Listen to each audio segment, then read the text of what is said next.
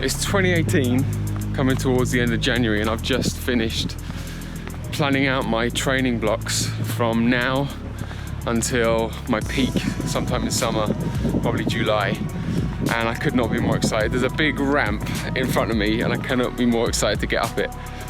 So just a few months ago I was learning to walk again, then I was walking upstairs, then I was commuting very slowly on my bike to work, to my office, and then now I'm doing one session of hard intervals a week, which I'm then going to build upon. So I feel like now I've got a good base that I can build on, that I can actually get out and ride my bike at some kind of level of intensity and not get injured again.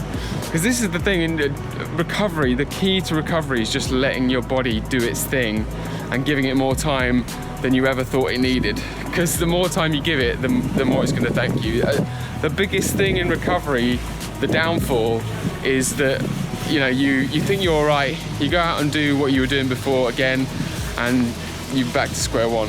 And I think now I've kind of slowly tested my lungs, the muscles around my lungs, and everything seems to be all right now. So fingers crossed. But what is next? Big plans for my fitness, big plans for the Eat Plants in general. I've got the Eat Plants hoodie on, the new must be seen Eat Plants hoodie. I think one of the reasons I'm so excited about what's to come in 2018 is because I can already feel a shift in my fitness. Despite not outwardly having done much physical activity this year so far, I've done nothing but act on my goals in the background, working hard in the background with things like diet. Like, I can already feel, I think there's such a difference because of shifting away from green tea and replacing that with orange juice in the morning and some fruit. Having orange juice around meals has just allowed me to absorb the iron that I needed, that I always needed and was burning through but never absorbing because of the green tea. And I really think that has made a massive shift in just my general well-being. And I've been stuffing in more spinach than Popeye's RDI, and I think I can feel the difference. It's crazy. So what's going to happen next is I'm getting a blood test done tomorrow, and when the results of that come in, I'm going to have 3 blood tests to share with you that are going to chart my fall. So from the injury, what happened with the extended hypoxia, crushing my red blood cell count, and then tracking it all the way through to now, and show you exactly how I've been able to move the needle to increase my red blood cell count, which is gonna just keep going up.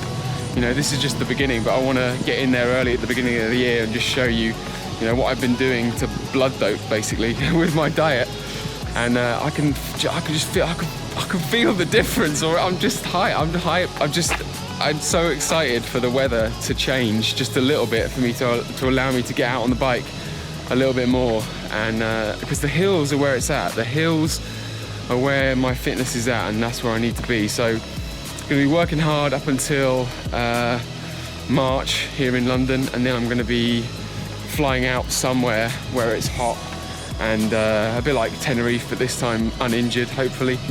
And I can really start to ramp up my fitness and start knocking off those training blocks that I've planned out. And yeah, it's just exciting times. I cannot wait for this year. I can already feel my fitness is going to be next level. I can't believe that I was pushing 352 watts for 20 minutes in Yorkshire last year or the year before, and I was doing that probably on a hemoglobin of 122, and which is borderline anemic.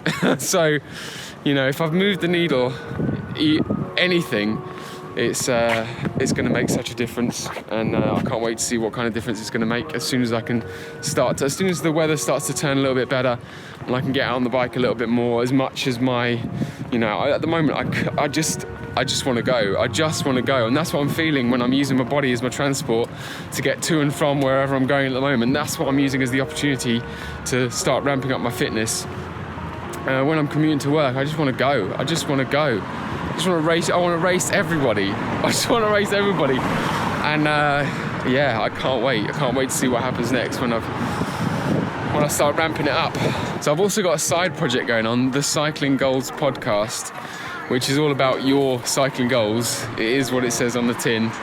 It's a podcast, it's an Instagram, but it's all about motivating and inspiring each other. I want to bottle this feeling that I've got now, how hungry I am to act on my goals and get it done this year in 2018. I want to bottle that and share it with you to get you as hyped as I am. Because that's what we want. It's a rising tide lifts all ships. So I want you to leave down in the comments below, what is your goal for 2018? Your cycling goal for this year? Quantifiable. It has to be like some kind of number. I mean, it doesn't have to be all about the number. It's going to be about the journey, getting to that number, but it has to be quantifiable. Otherwise, it becomes a bit wishy-washy. You know, it can't be something like, I want to do better. It can't be that. It has to be something that's quantifiable, that you can say, I've crossed that finish line and I did it. And that's what we want. And we want to hear about it. So leave it down in the comments below. Maybe we can feature on the podcast, get you on the podcast, or feature you on the Instagram. But it's all about motivating and inspiring each other to act on our goals this year, because that's how we keep pushing ourselves forward and we keep evolving.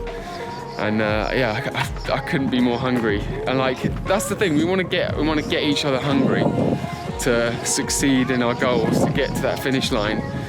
Because once you're hungry, the rest of it is just hard work. And hard work is the easy part, because that's just, once you're hungry, that's just part of the process. Check those two out, Cycling Goals podcast on YouTube and Cycling Goals 2018 on Instagram. Hashtag Cycling Goals 2018 with your cycling goals across social media, and we'll find them and hold you to them. So in the meantime, thanks for watching, and I'll see you in the next one.